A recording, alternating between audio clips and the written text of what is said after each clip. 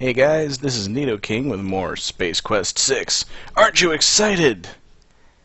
Yeah, I'm pretty confused too, because last time, the whirlwind romance with Stellar Santiago ended with her death. And we attended the funeral, which was nice, but now the game hasn't told us what we need to do. We're basically just blindly wandering the Deep Ship 86 until we come up with something. So I'll just save you the trouble of hunting around and go straight to Roger's quarters.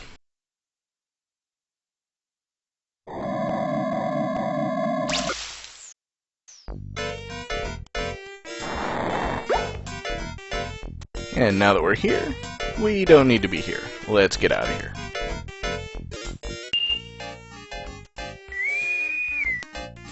Wow, a message for me. I must be getting popular. I wonder what it is.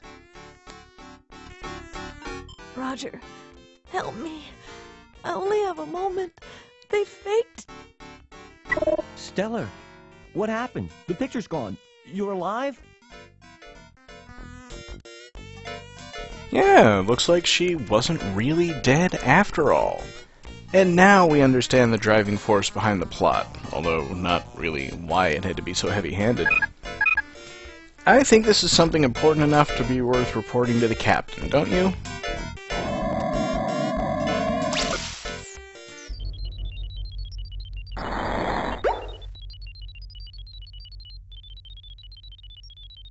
Commander Kielbasa, you're going to think I'm crazy, but I've just received a distress message on my compost. And it was from Stellar. Wilco, have you been whiffing cleaning fluid again? I'm absolutely as sane as I've ever been. She's being held on Delta Berxilon by Sharpay. Wilco, do you realize how irrational that sounds? We buried Stellar. You were there. Maybe you need a rest. Take a couple of hours off. Sir. Wilco, we have our orders from Starcon and we'll be carrying them out. Drop it, Janitor. Leave the bridge now, Wilco. I've made my decision. Well, that's not fair. Janitor Wilco, you must have something to clean up somewhere. Make yourself scarce. We're very busy up here. Well, fine. So he's not going to be of any help. And once again, we're a bit aimless at the moment. Let's check out the 8 rear, see if anything has changed there.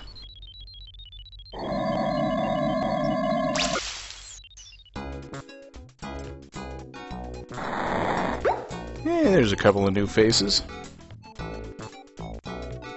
It's your old non-organic friend, Circuit Sydney. Hey, if I've got a friend, let's chat with him. Hello, Roger. Please join me in consuming something. Thanks, Sydney. You seem uptight. Say what? Upright? What are you talking about, Sydney? Uptight was the word. Perhaps that is too archaic a reference for you. It would have been more effective to say that you seem concerned. Oh, yeah. I do have a thing or two, well, at least something on my mind. I am sorry to hear this. I hope your concerns are soon alleviated. Thanks, Sid. I do have to come up with some solutions. Well, that was enlightening. There's more stuff we could say to him, but for now, let's play around with the Mr. Soylent machine. People wanted to see me poke around with this, so...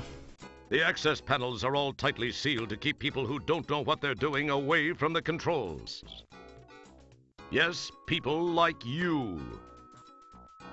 You shouldn't try to open this door by tugging on it. You'll strip the gears, just like you did to the replicator in your quarters. You stick a finger into the vent and feel a cool, gentle draft. Not unlike the one that seems to drift from your ears. The pipe feels tepid and seems to vibrate just slightly. Whether that's from an influx of fresh soilant or just the natural vibration of the ship, you're uncertain. This world's a great big ball of dirt with 50 billion souls who like to sit around and veg down in the dark like moles. But me, I'm just the kind of girl who loves the open air and bits of unburned hydrocarbons blowing through my hair. New Soylent Clear at last is here with clearly better taste. Less people too, like me and you, and less reprocessed waste. More hearty crunch for snacks or lunch, it's crystal clear to see. New Soylent Clear, the last frontier for folks like you and me. New Soylent Clear, clearly less people, clearly more taste. Well, what do you know? They did put the whole jingle in the actual game. Well, having heard that, let's move on, because we really do need to do something about Stellar. And the solution is hidden very carefully. Now, when I first played the game, I read through the entire entity database. The list of known races, which I pointed to in the demo because it had some important information. And if you go all the way to the very end, you'll find this entry on the Vulgars. Like I said, I love this part of the game because you have to explore it to find everything that you need to do. Some of the things are pretty well hidden. And when you read about a race of brilliant and logical thinkers who are insufferable to be around, you realize this is a parody of the Vulcans from Star Trek, and the Vulcans had something very important to teach us. A nerve pinch technique.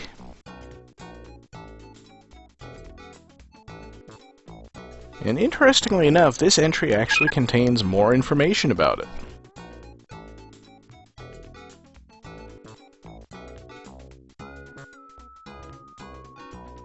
I guess the directors didn't really like those movies very much.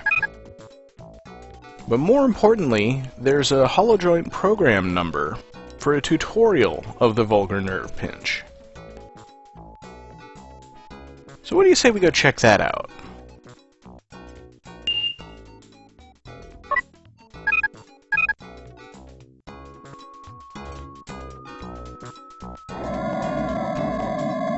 When I first played the game, I actually viewed this tutorial before even going to Delta Berxilon 5. It doesn't come in very useful until you get back, but we need to know it, and as they say, knowing is half the battle. These are the holodeck programming controls. Those buttons seem to be self-explanatory. I wonder what they do. You drool in that... Well, they don't respond to speech very well. Okay, so let's just turn this thing on. And then the most popular phone number in movies, 555-1212.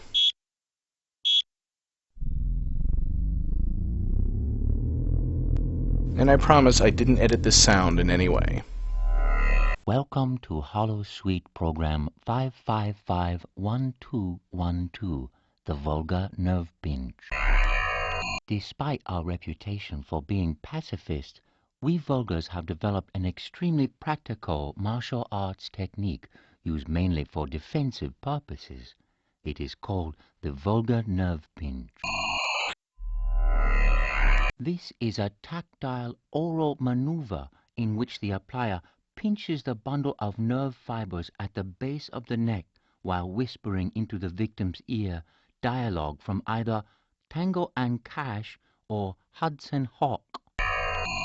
This particular combination of nerve stimuli and loss of cerebral control due to the torturous mantra of movie dialogue results in a searing flash of pain and then unconsciousness.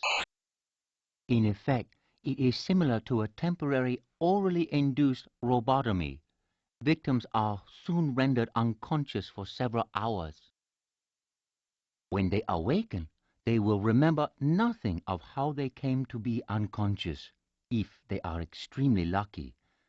I shall demonstrate on my most eager volunteer. You will please to pay attention. Address the subject in this manner. Please to notice the location of my hand as I begin the narcotic chant of cinematic morphine. He mutters something thankfully unintelligible into the ear of the volunteer. Oh, thank you, sir. Maybe you can fix me up with your sister. I have told you after her. We're gonna have margaritas together. Oh, the two of us get we have fun. Oh, get a hubba hubba going in the wee. And I just like that. So, as you can see, it is very effective. If you can apply a proper grip to the neck, it will disable 9 out of 10 neck-bearing species. This completes our program. Thank you very much.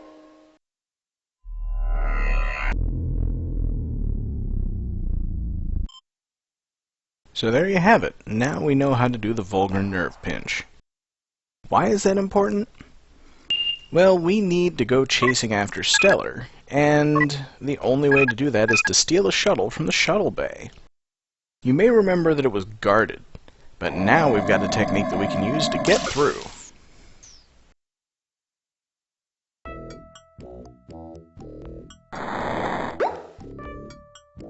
Alright, now I know the secret is to always take out the big guy first. I really don't think that's a good idea. He's not the touchy-feely type. Alright, like I said, what we want to do is take out the small guy first and leave just the big one by himself. Ooh, boy, I got you with my fingers in your Kurt Russell. Now you can't get away. I got you now that you've got a... Hard to believe this is a real job. Oh, my God. So how come you're not going down? I got you with your mumbo-jumbo and your hubba-chubba. Ooh, boy, if I only could, I would. Jeez, why don't you step outside, pal? I got you with this, and I think I broke a fingernail here.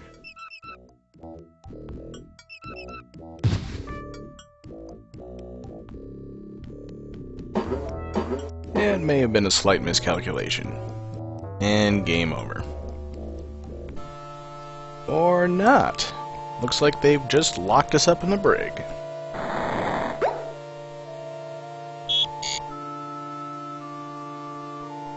That would be Dorf, the nearsighted and fairly clueless security chief. It's like talking to a duroethylene plasto brick wall. At least it looks like I'll be eating well. Enjoy, Mr. Wilco. Oh, the cushy life will be a vague memory after you are sent to one of the labor camps on Daventry 8. No, not Mask of Eternity! You bastards! Alright, so what about finding a way out of here?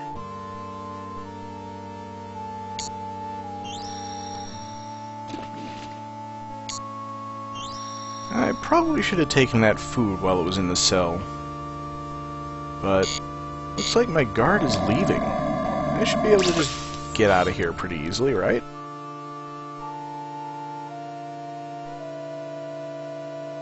What are you, plastic man? You can't possibly reach anything outside the cell when you're locked in. Oh yeah. As you run your hand over the graffiti-covered bare plastostone walls of the cell, you wonder why nobody ever cleans this place. That would probably be my responsibility, wouldn't it?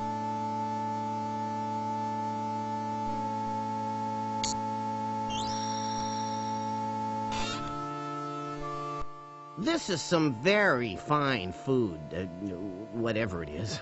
I'm sure you'll find it quite to your liking. Heck, it's probably better than what they feed you janitors. Live it up! Oh, that darn light needs to be amplified. I need to contact maintenance.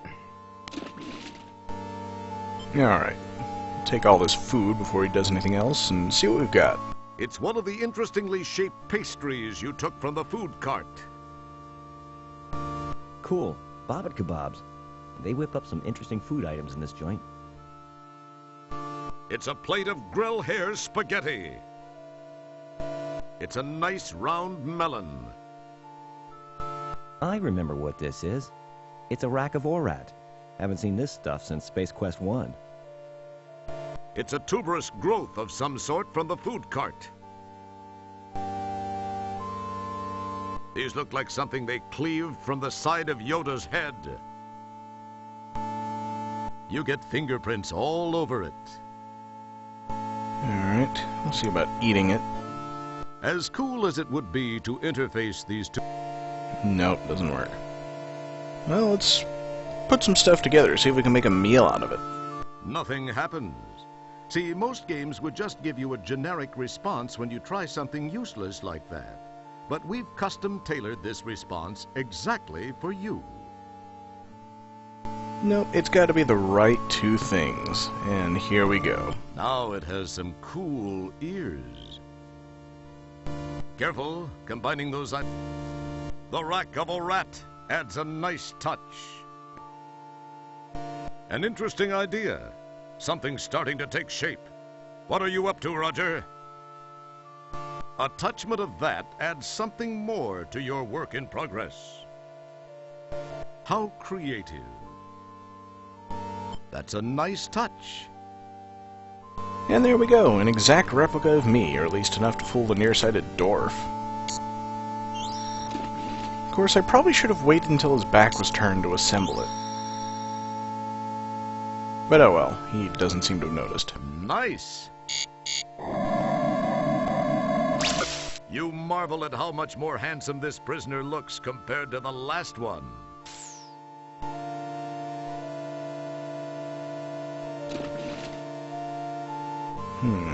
Now I just gotta wait for him to come back. Well, could take a while. He's having enough trouble just maintaining his species. I hardly think he's going to be paying much attention to, much less understanding you. And Dorf delivers one additional donut. Whoa, I see you have a visitor. I'll leave you two alone, but you know the rules. 10 more minutes and they have to leave. Yikes, it's a good thing Dorf's so vain about wearing his prescribed much thicker glasses. That was too close. I nearly dampened an undergarment. Of course, he doesn't care about how this guy got into the cell. This is some very fine... Or how he got out.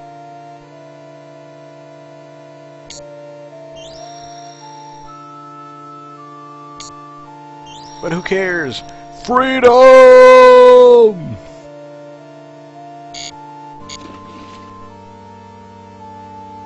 Nice work. Sometimes you actually surprise me. Hey, handsome. Let's see that pretty little face. Impressive. I love that. So we still need to get through that shuttle bay. But we're gonna need something else to deal with Magnum Opus. And it's hidden in the sick bay. You could pick this up also the first time that you go there. I chose not to.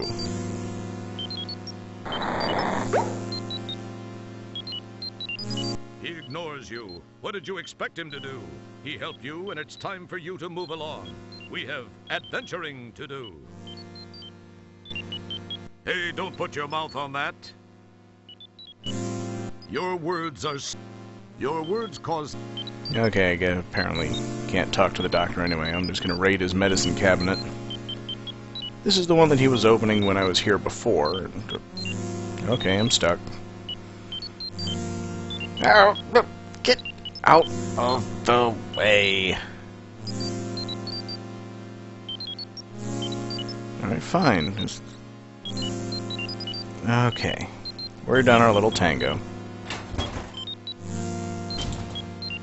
And that's what I mean about things being pretty hidden. It's a bottle of morphine. Sounds good enough for me. Drugs are exactly what we need to solve all of our problems.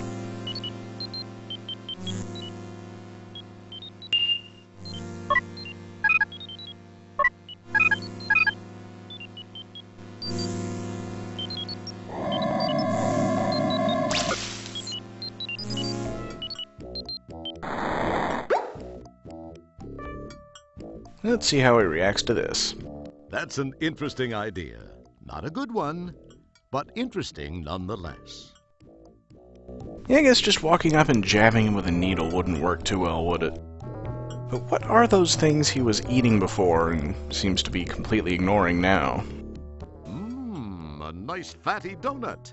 Magnum will probably scarf this down. After all, he needs to maintain his boyish tub-o'-guts figure. Hey, I've got a donut. Good thinking. It's the donut you filched from the food cart. And now that I notice, the syringe is turned a little bit so I can see the last letter is a G. It's a bottle of morphin, which you thought was actually morphine. Die. Yes, a donut laced with morphine. Well, let's see what effect it has on him. It can only be hilarious.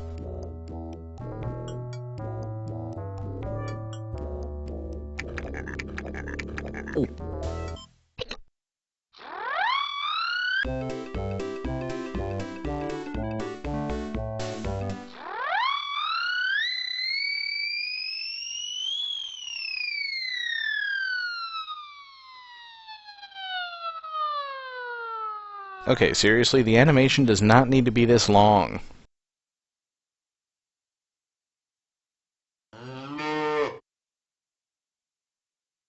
Way too much build-up.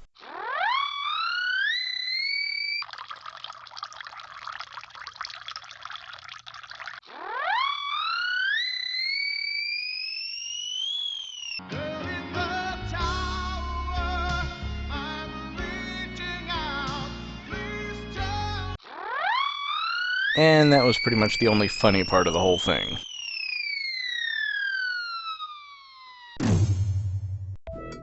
But he's down, and now... My, this guy would give Sybil a run for her money. I really don't think that... Magnum doesn't talk. He fancies himself to be like one of those Buckingham Palace types. Plus, he's unconscious. But all we have left to do is deal with Chesbro, and maybe we can take him by surprise. Again, doing the same thing. What could lie beyond this door? It's not important. This house was built in 1840. You're a fool, and will soon be a dead end. Ah, Lordy! My memory has its voice again.